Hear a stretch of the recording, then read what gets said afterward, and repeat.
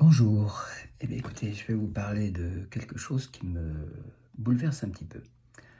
Heu, Ma maman avait une sorte de don. Hem, Elle arrêtait les piqûres de guêpes, les piqûres de frelons.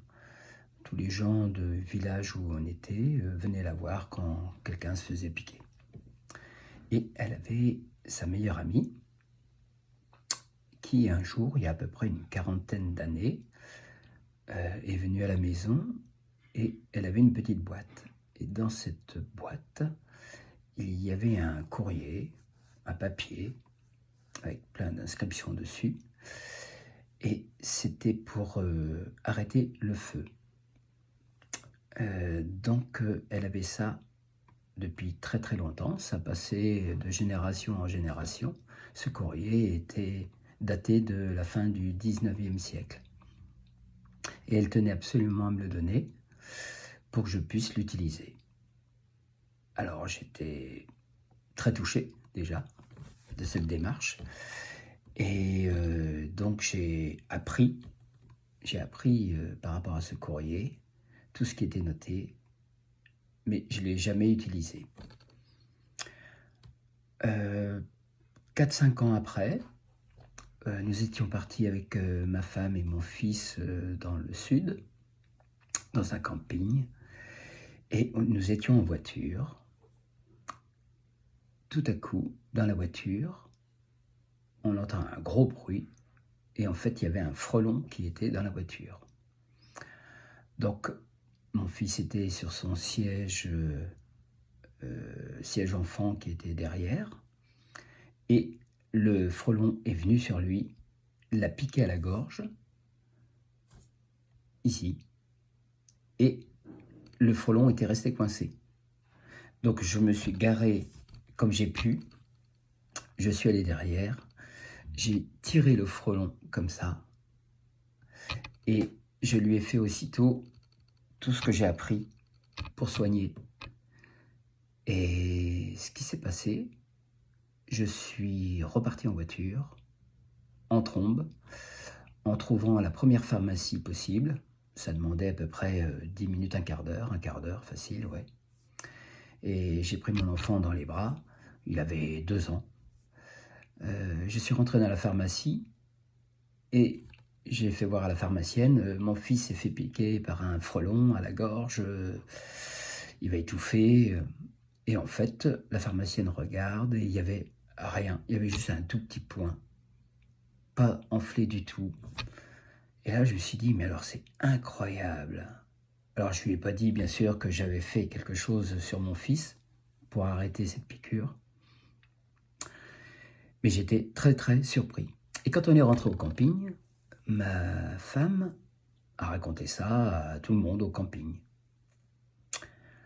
Le lendemain, le lendemain, j'ai eu à peu près une dizaine de personnes qui sont venues à la toile de tente pour dire mon fils s'est fait piquer par un frelon, ma fille par une guêpe, voilà. Et en fait, je les ai soignés. Et tout le temps du camping, quand nous sommes restés au camping, nous sommes restés 8 jours, et bien pendant 8 jours, j'avais à peu près 12 à 15 personnes par jour qui venaient parce qu'ils s'étaient fait piquer par une guêpe ou un frelon. On m'appelait le gourou du camping.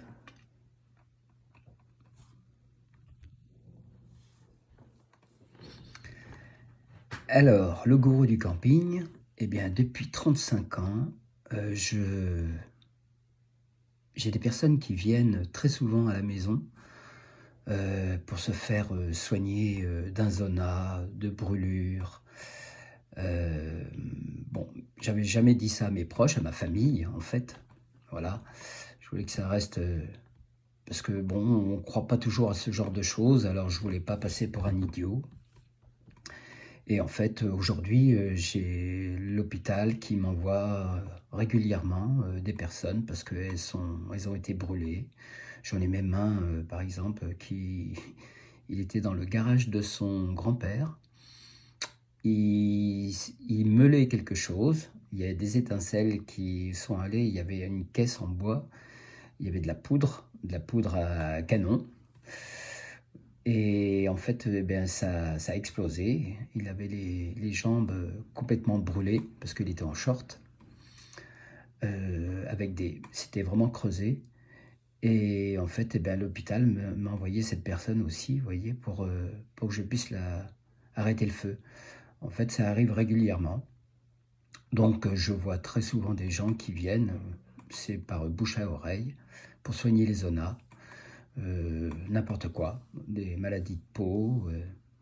Alors, par rapport à ça, ça fait quand même 35 ans maintenant, et je vais faire une petite expérience. Je vais vous faire voir, je vais prendre, voilà, j'ai pris 2 petites clémentines, et il y en a une que j'ai mis une croix.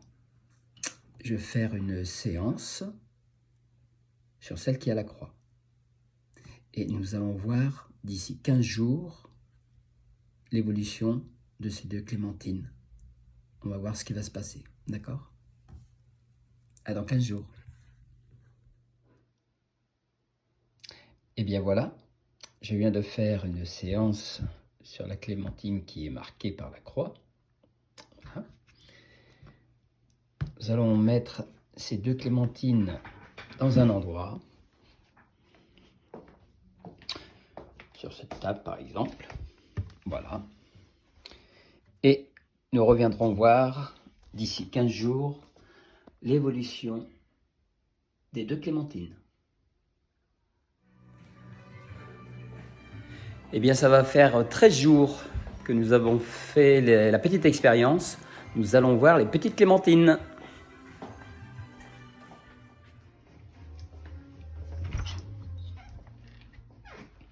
Alors,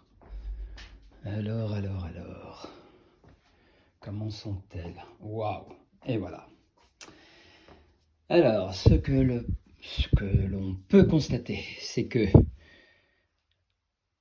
celle que je n'ai pas touchée, eh bien, elle est molle. Voilà. Elle a rétréci, bien sûr, en eau, c'est évident. Mais bon, elle est toujours molle et bien orange. Que celle que j'ai magnétisée, vous pouvez regarder, non seulement elle est noire par rapport à l'autre, et elle est dure. Drôle d'expérience quand même par rapport à, vous voyez, molle et dure. Et ça me bouleverse. C'est incroyable.